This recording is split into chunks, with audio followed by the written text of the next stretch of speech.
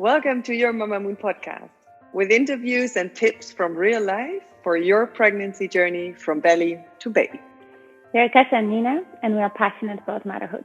Our goal is to give you tools towards a beautiful and empowering experience during labor and a smooth entry into life as a mom. Hey everyone, and welcome to a new episode of our Mamamoon podcast, accompanying you on your journey from belly to baby.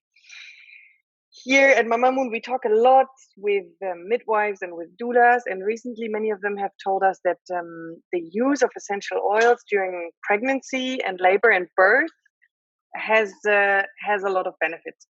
And so logically, we wanted to know a little bit more about that. And so we're super happy to welcome Sabrina today with us on this episode of Mamamoon. Sabrina is a health and fitness coach. She's based in Munich, and she's also health and wellness advocate at doTERRA, and she's pregnant herself. Sabrina, you're now week 33 or 33? 30? Yeah, 33. Now, exactly. So congratulations. We're super happy that you made the time to join us still at the very end of your pregnancy. Kasper is also joining us. Hello, my dear. Yeah, thanks for being with us, Sabrina. We're really happy to have you with us today, and we're super excited to learn a little bit more about the use of essential oils during the use of essential oils during. Let me take over. During pregnancy. Thank you very much. Welcome again, and if you can. If you can let us know a little bit, Sabrina, about your background. So, a bit more about the essential oils, how long you've been working with it. Just introducing yourself so we can get to know you better. Yes, I would love to. First of all, thank you for having me. It's really nice to be here with you today talking about my passion and my passion and also my purpose to helping people become their most sane and vital version of themselves. And in my work as a health and fitness coach, I'm doing a lot with essential oils that can help people both on a physical level, but also on an emotional level. And I think pregnancy is a very specific time in our lives, a beautiful time in the lives of especially women. And I'm just experiencing now how the oils can accompany me during pregnancy and also during the birthing process and also postnatal phase. So I'm really looking forward to that and sharing it with you today. So embarking on this beautiful podcast episode.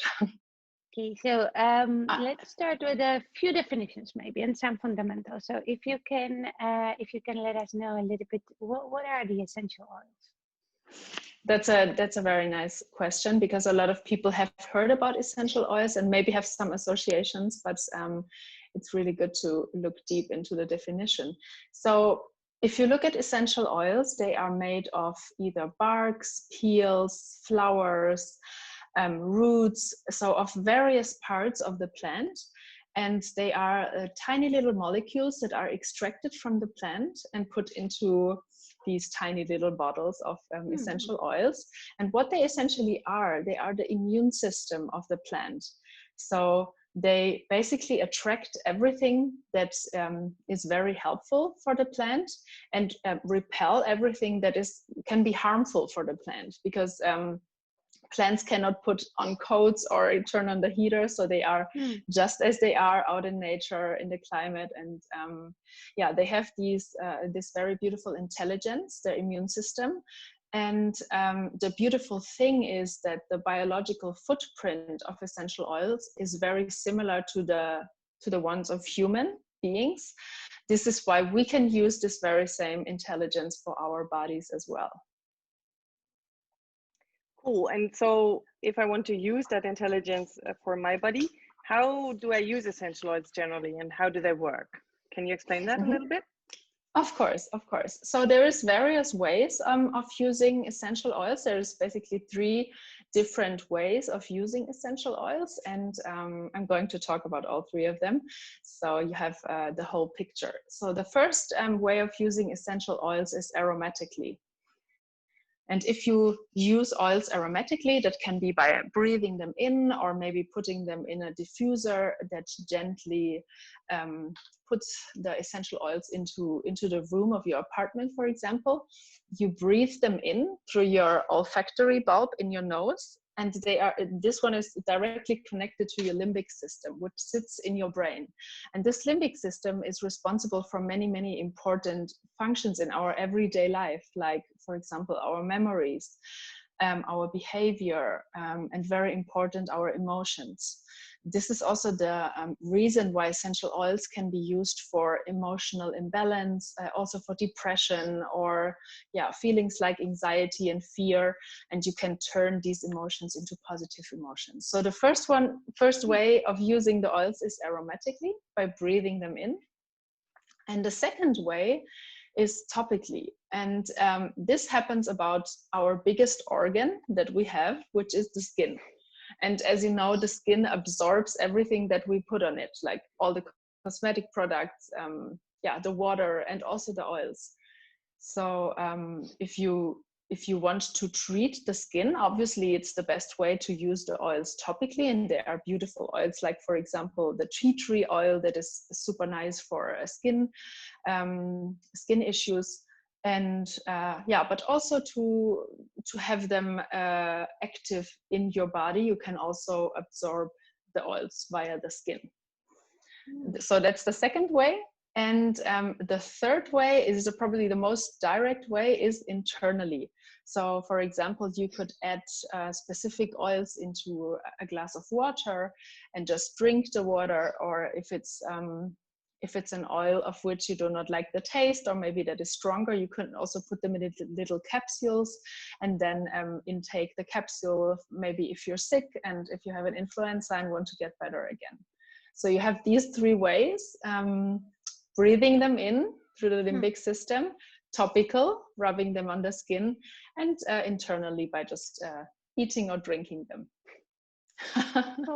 Any way that you can imagine. Okay, whatever works. Whatever works best, yes. Yeah, exactly. But and about pregnancy, because there's so many things that we cannot do when we are pregnant, right? There's all those. How is it about essential oils? Is it generally okay to use them when we are pregnant? Mm-hmm. Yeah, that's a very nice question, and I was looking into this very detailed, of course, now that I'm pregnant myself. And everything that I'm telling you about essential oils is really, it depends on the quality and the composition of the oils. So you really want to look into what kind of essential oils you are using. And if you are using 100% natural oils that have no synthetic additives that are maybe added in laboratories, which happens a lot, unfortunately.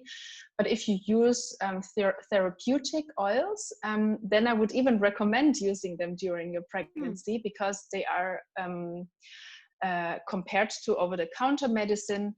If they are 100% natural, they have 100% of active substance, meaning they are not addictive, and they have no side effects. And this is mostly the reason why pregnant women are not allowed to take specific medicines, because they have a lot of collateral damage, they have side effects, etc., which is not good for the fetus or for the mother herself. So to answer your question, yes, it is safe, but it really depends on the quality of the oil. So you really want to look into that. And how can we check it best? Like, is it if someone, so let's say I'm pregnant, but I'm not really familiar with essential oils, and then I hear that it's good for me, so I go to a shop or online, or you know, and then I do my research. And what should I pay attention to like, you know, how do I know as a zero expert that I can actually use it?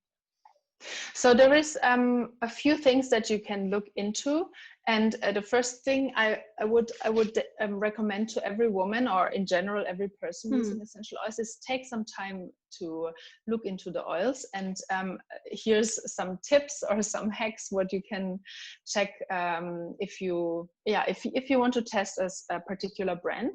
So one very easy thing to test is the prices and the price range among the oil variations.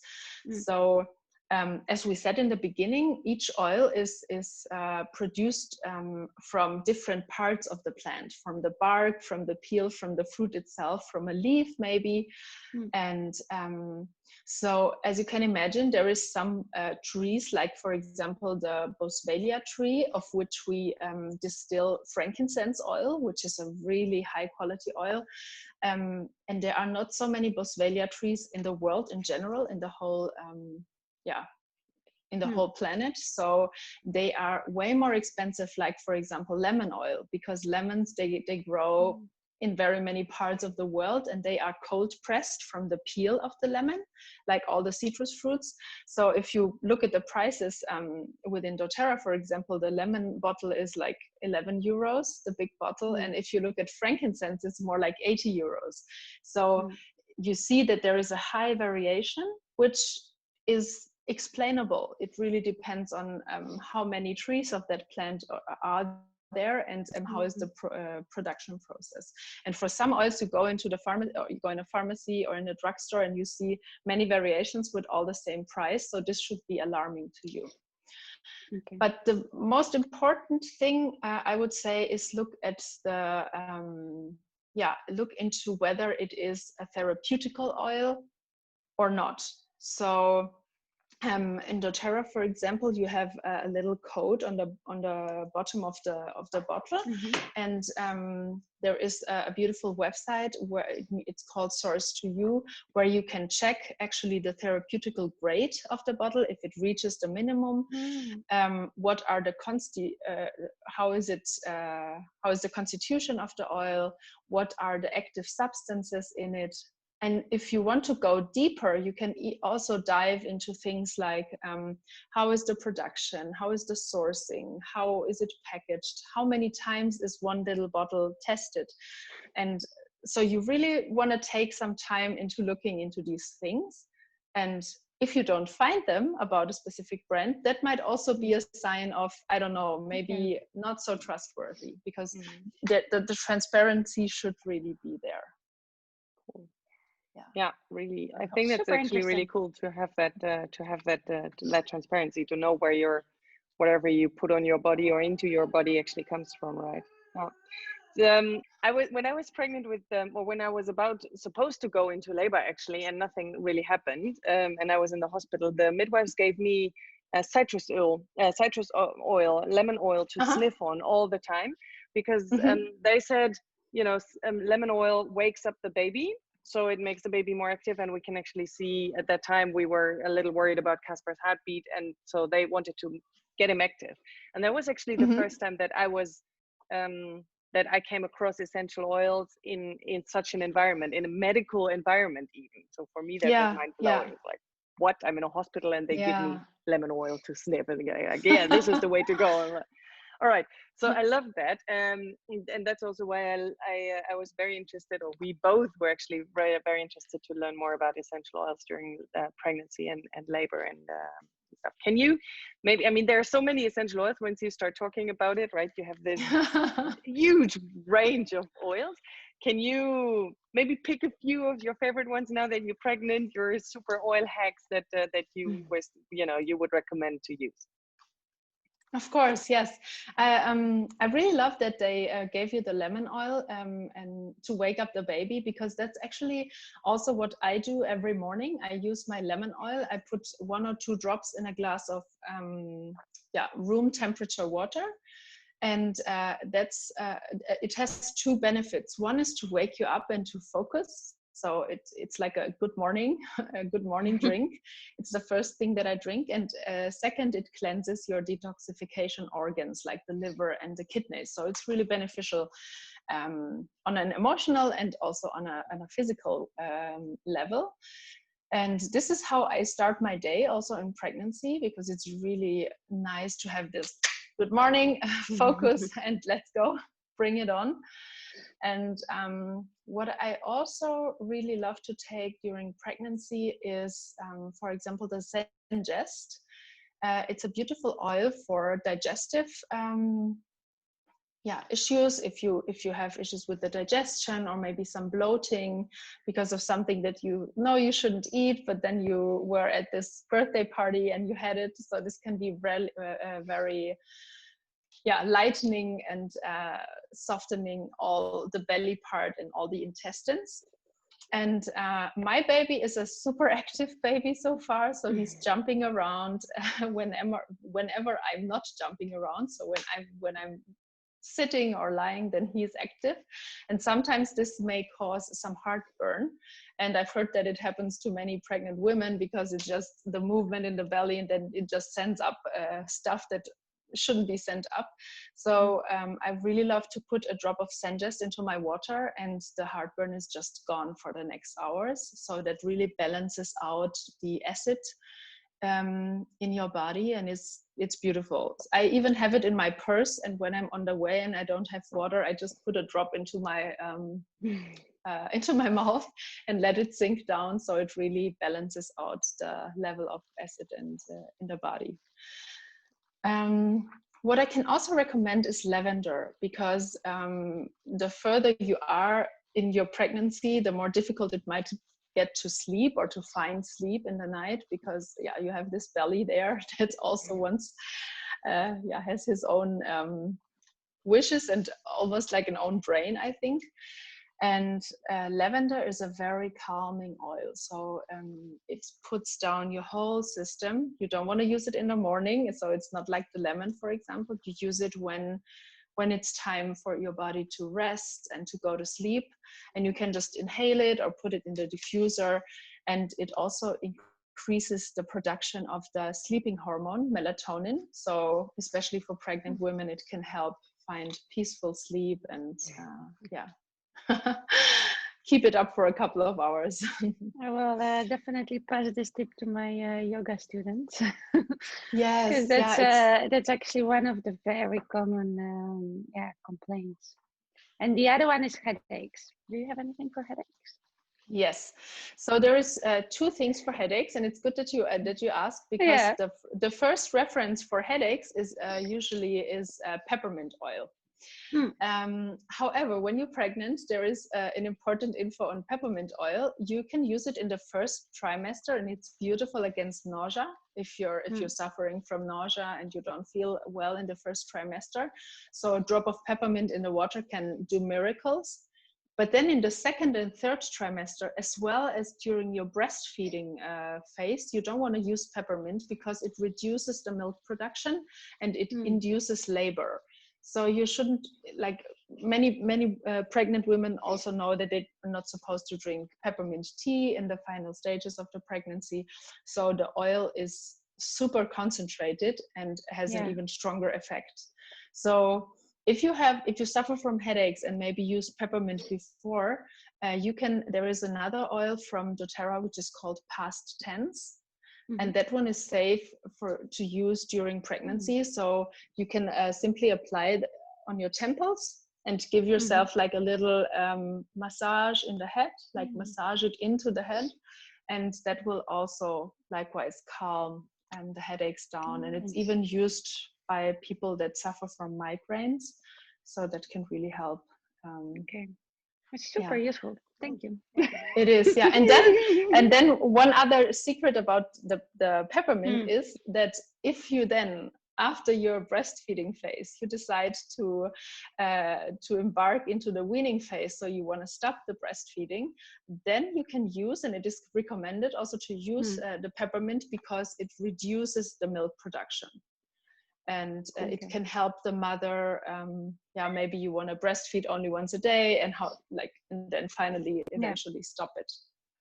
And are there any oils that we shouldn't be using during pregnancy? There are during pregnancy. So in the second and third trimester, the peppermint, and also what is not recommended to use is cinnamon bark, because cinnamon bark can activate the uterus, and if the activation is too high, that might not be good for the baby. So it's not considered to take cinnamon bark. And then there is also one oil who is super precious to me, but I'm not using it right now because it's very strong, and it's the oregano oil. So to give you a picture, oregano oil is being used for candida in the intestines, or people who have a fungus in their body, to get rid of the fungus.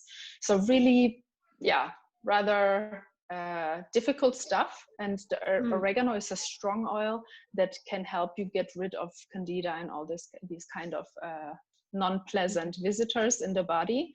So for me, the oregano, I keep it in my home pharmacy shelf, and whenever I feel super sick, which rarely is the case, luckily, but then I would put oregano in a capsule together with some other antiviral and antibacterial oils, like for example On Guard or lemon and tea tree, and take it in punctually, like let's say for 3 days, and then you're healthy again, and then you put it away again. But it's not a everyday use like the lemon, for example. So oregano, cinnamon, and peppermint during pregnancy is something that you wouldn't use. Or for example, also clary sage. This is used in the birthing process a lot because it can induce labor. And then again, it increases milk production. So a lot of women use it when they start breastfeeding. So clary sage is something that you don't use during pregnancy, but then when the baby is there. So as you see, it is really, you really want to dive into the plant wisdom to have a good feeling while using the oil. So what I recommend is having an experienced essential oil coach that can help you, a wellness advocate, where you can ask all the questions and they take away all your question marks, and then you know that you're using the right oils and you can really benefit from it.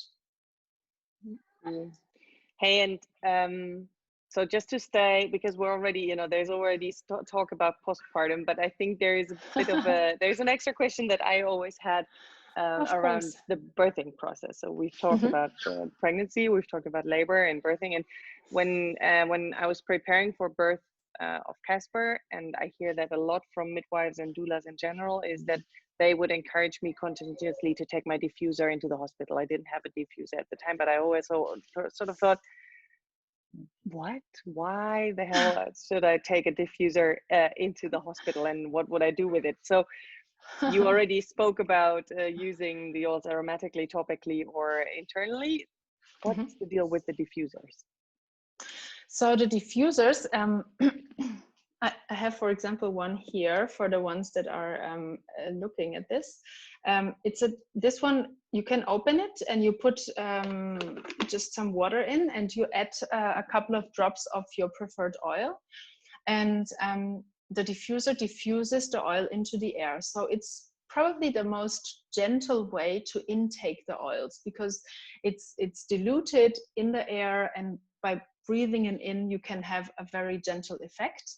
And what you can do is, for example, in the time before the birthing, you could, in the evenings, for example, or whenever you take a break, you could put some calming oils into the diffuser and make it your relaxation time. Like you would really calm down. You create this safe place of yours where everything is okay. And if you take the diffuser to the birthing process and you put on these exact oils, and now you remember what we said in the beginning about the limbic system and the memories and the emotions, by smelling the same oil, it reminds you of the safe space that you created for yourself. So it really helps you to go into this peaceful and relaxed state of body and state of emotions. And I think that's the most important thing that we need during the birthing process. Just relax and open up and let it happen and accept. So what you do with the diffuser is practically you do some work beforehand, and then when you use it in the birthing process, it takes you back to that place. It's like hypnobirthing. Yeah, exactly. Yeah, I was thinking of that too when I read about hypnobirthing. It's the same idea practically. Yeah. And this is something that we cannot fight. Like, it's when you when you smell something and then you have an instant take back to your childhood because, I don't know, the neighbor was baking this bread and it always smelled in the morning or something like that. It's like instant transport into this. It's really funny actually that you say it, because when I'm with my hypnobirthing students and I try to explain what it is, right? So what are we trying to do in the course? I often give them an example, because we all have that. We all have the things that can relax us. And actually, you mentioned now the neighbor baking bread. For me, it was my grandma, preparing pancakes for me every morning. So now every time I make pancakes for my daughter, I always, I'm kind of teleported in time. Super happy and super peaceful, and it's so recognizable. That's actually what happens. And I think that's really, and I noticed that if I I use specific oils for specific things that I do. I have one oil that I use before I do workouts. I have one oil for the final relaxation after a workout, or I have an oil that I use whenever I'm studying something, because it's for focus and concentration. So whenever I smell these specific scents, I think of studying, intaking information, relaxing.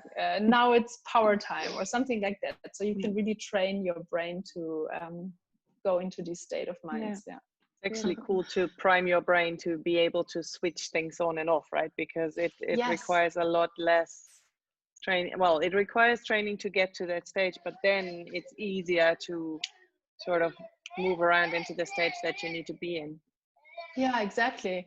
I think, I think you can reach all that also without the oils, but it's a way more, I mean, you have to be really a wise person and be in control of your thoughts.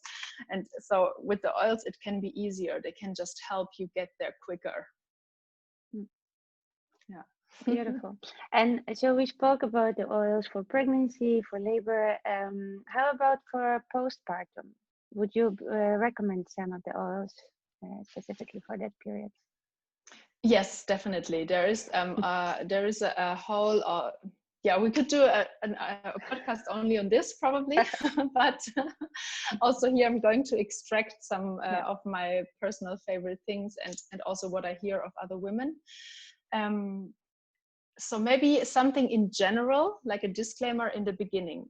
If you think of a newborn, like of the baby and also of the mother who has just given birth, it's still a very sensitive time. So you want to use the oils in a specific gentle way. Maybe not put them purely on the skin or not taking them in internally, but you would rather use a diffuser or something like that. Or what is done a lot is to dilute them with a carrier oil. So you could take an organic coconut oil or an organic jojoba oil, depending on the dryness of your skin. And you can just add a couple of drops of the oil into the carrier oil, mix it, and then apply it on the skin. So it's a way, softer way to intake the oils. And yes, there is actually some oils that can help you, for example, with healing pains. You could, healing pains from the birthing process, you could use the tea tree oil, the lavender oil, because it's anti-inflammatory and it has very soothing, beneficial effects for the skin. Or you could use the deep blue, which is also a very nice blend of oils, which you can use also during pregnancy if you have back pains from if the belly gets heavier and heavier. I mean, I would always recommend stabilizing the back with exercises, but still, if they come, you can apply the deep blue. And after the birthing, you can also apply it for the healing process of the birthing. Then what is also very nice is serenity or lavender, also for sleeping. And then there is the oils that produce or that induce the milk production. So if you decide you want to breastfeed your baby, you can use the clary sage or maybe fennel oil that will increase the milk production, which is really beautiful. And yeah, I'm just thinking if there is something else. Clary I love the sage. fennel oil bit. I've been drinking fennel tea like a camel. I don't know. Like a madman. And liters and liters of it a day. Did you feel the effect? Nope. So maybe one comparison. I don't know. I at should this have point, stopped and maybe tried, but I don't maybe know. compare, yeah. But just to give you an idea on the concentration of a therapeutical oil. Yeah. So if you have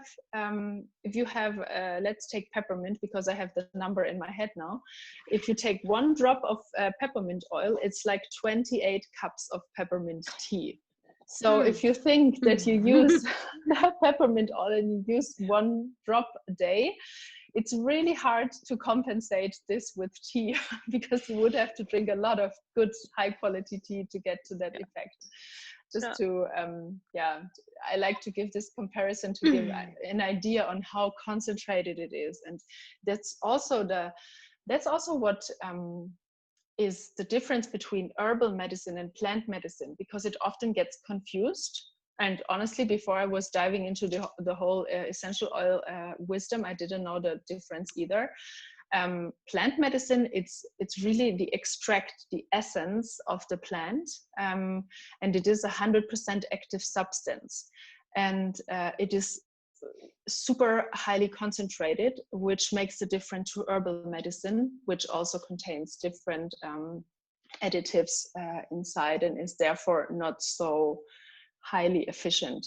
And that's, again, it can do miracles, but on the other hand, you also have to know which oils do I use in postpartum, and maybe which ones do I not use while breastfeeding, or if I have an open wound, or if I have the various symptoms. So I really recommend having a person that you feel safe with, you trust, and you know that you can ask questions whenever you want, just to make sure in this sensitive phase, like the birthing or also the postnatal phase, just to make sure that you are well consulted and in good hands.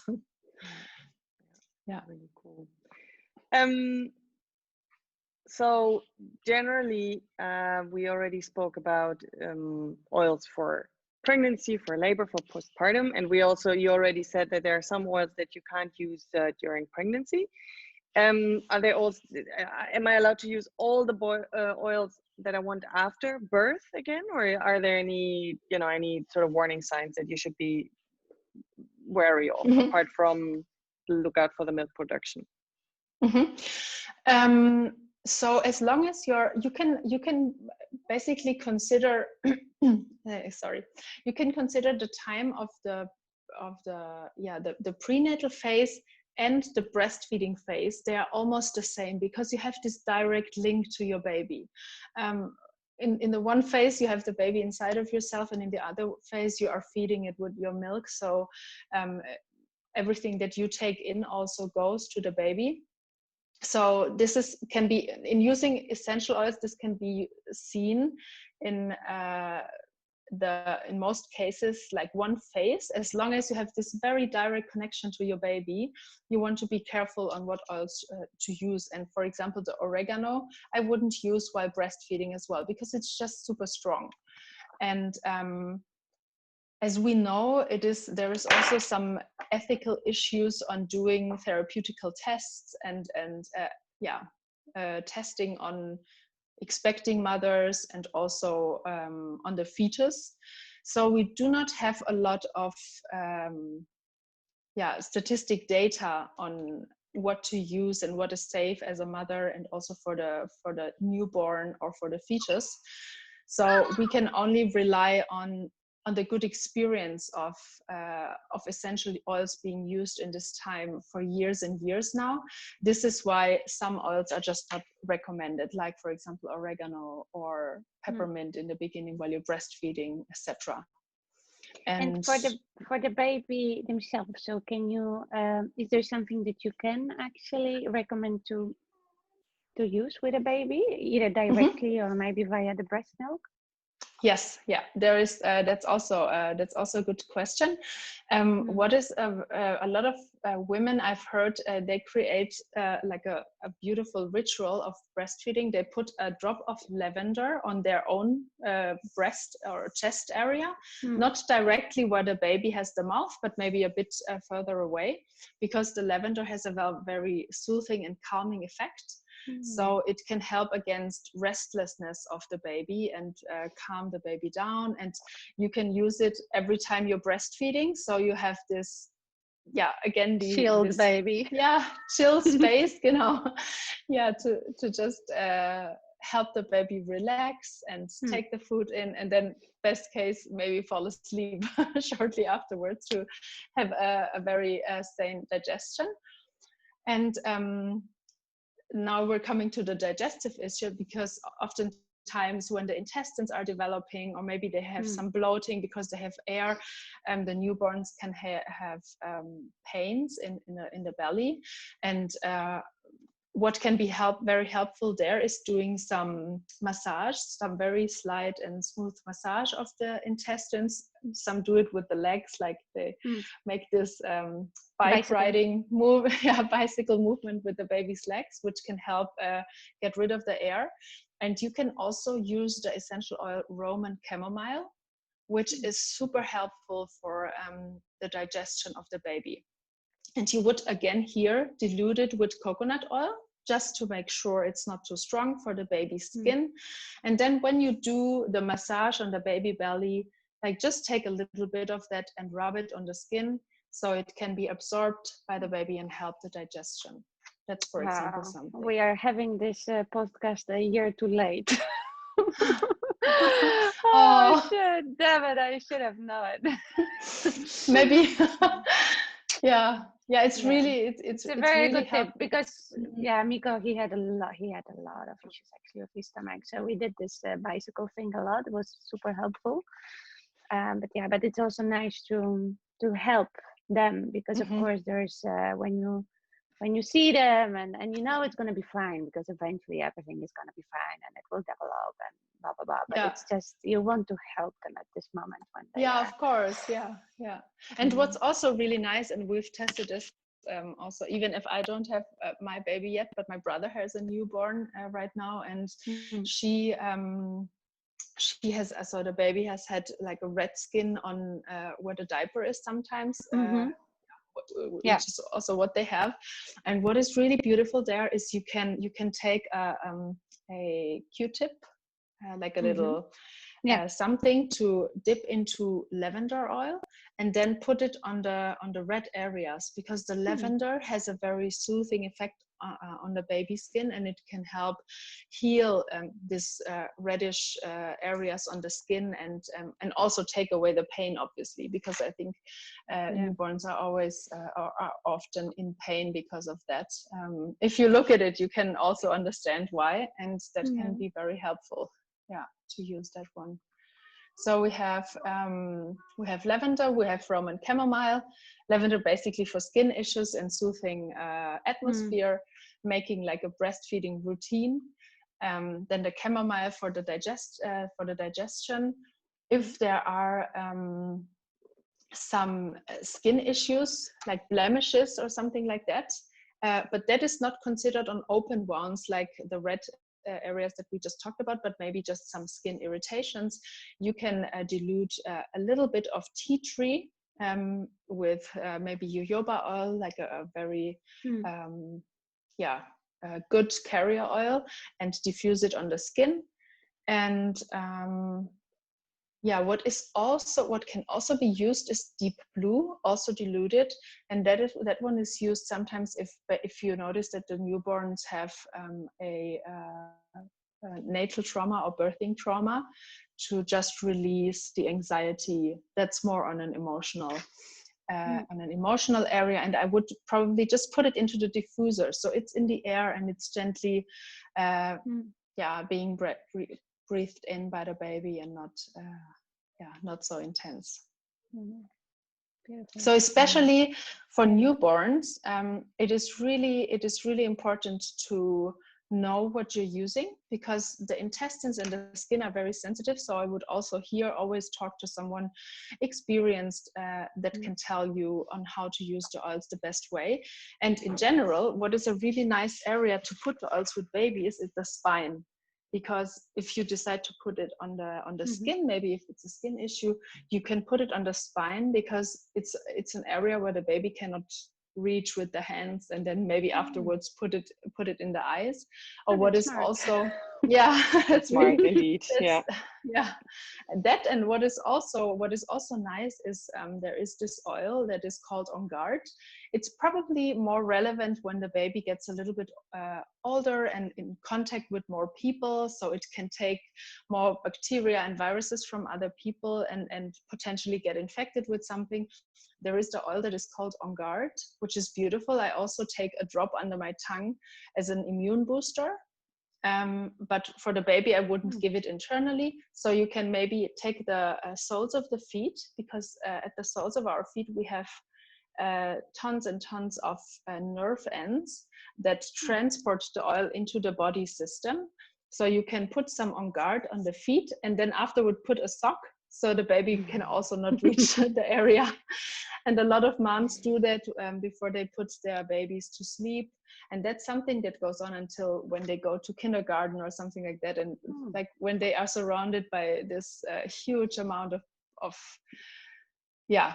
bacteria and viruses that could germs. And then they bring home germs, they bring home to their parents, and the whole family is affected. So that's when On Guard is really helpful. Perfect. Cool. So I think what we always love to do in our podcast at the very end, when we've had these conversations with experts like you, and you get so much information, right, and so much wisdom. Do you have like a golden tip, or a goodie to share, something that really helps our moms and dads to be out there with all the wisdom that you just have shared? That's a beautiful question. Thank you. So yes, and that's something that I'm following since a couple of months or maybe a year now, consciously, is that whatever I'm doing, I always try to do it wholeheartedly. And because my intention with the oils is to better the lives of people, and to make them aware that they are responsible for their own health, and that their own health lies more in their hand than some of us believe, because we have to get out of this victim mode and everything is happening to me, and maybe get more into I have the things in my hand, and me personally, I want to give people the tools, if we talk about emotional and physical health, to become the master of their bodies, the masters of their health, with movement and with essential oils. And I do these things like this podcast, for example, really wholeheartedly. And I also consider, do I really want to do it? Does it fit my purpose? Is it aligned with my overall goals and intentions? And I can really recommend that to everyone in their everyday life, to just reconsider if there is something new coming up, an opportunity or something, to just think or consider whether it's aligned and whether you can do it wholeheartedly, because that's the only way to radiate what you want to show people or what you want to give people, and it makes you just love what you do. And apart from essential oils and everything, I think the best medicine in the world is just loving what you do every day. And everything else is a helping tool. But this is probably my golden tip. Wow, that's really, really cool. Thanks a lot, because it's very true words. And what I especially love is that philosophy of empowerment, right? Because that's one of the things we really want to help moms and dads to be empowered when it comes to their journey into parenthood, and when it comes to their birthing experiences, and feel in control of what they're doing, and not just have things happen to them and they don't know what the heck is going on, right? Yeah, exactly. Yeah, that's and oftentimes we feel so Yeah, and it happens a lot. I think if you go, if you don't feel good and you go to a doctor and then there is a diagnosis, you feel like you're below this. You just have to accept it and you have to live with it. But my intention is to just walk a bit with people together, hand in hand, but then release them and tell them, okay, now you know what to do, now you can go your way and take responsibility for what you do. And I think that's just the most empowering thing. And you're doing that too. I really love your work too. Thank you so much. I can really relate to every word that you've just said. So totally sharing it. Yeah. So yes. Thank you for being with us. Thank you for making the time, for sharing your wisdom, for inspiring us and also other moms to be. Wishing you all the best at your pregnancy. So still a couple of weeks to go. Exciting. You know that if you have any questions, if you need anything, then you know where to find us. And I honestly can't wait to hear your birth story. So we had a deal. Yes, I will. I will definitely share that. I think the date is mid of August, but I have the feeling that it will be a bit earlier. So it might be beginning of August as well. Sabrina, if people want to know more about essential oils, the use of essential oils in pregnancy or afterwards or in life in general, where can they find you? Yes, so the best way to contact me would be through my Instagram account, which is sabriflow, so SABRI.FLOW, sabriflow. And there I also have my link tree to workshops and to everything that is relevant. Perfect. We'll make sure to put that in the show notes as well, so that people have you and know how to reach you, have all your contact details. Brilliant. Well, thanks a lot. It was a really fun, very insightful episode today, as Katja already said. Love to have you on the show. And yes, again, we can't wait to hear all about your baby. And then we'll do another one on another deep dive into postpartum essential oils.